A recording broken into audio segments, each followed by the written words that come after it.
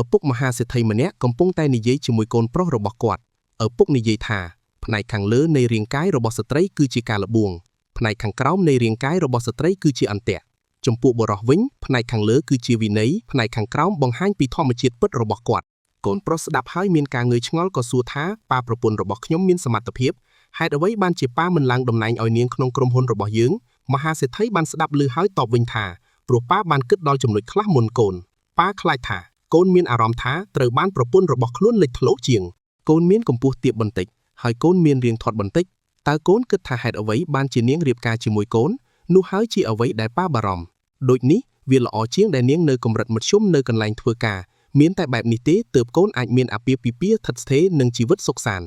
កូនប្រុសបន្តសួរថាអញ្ចឹងហេតុអ្វីបានជាប៉ាមិនឲ្យខ្ញុំលក់ឡានចាស់របស់ខ្ញុំឲ្យទៅពូឪពុកឆ្លើយថាកូនដាក់លក់ក្នុងតម្លៃ$50,000ប៉ុន្តែពូរបស់កូនគិតថាវាថ្លៃពេកថែមទាំងចោទថាកូនកំពុងរកចំណេញពីសាច់ញាតិខ្លួនឯទៀតផង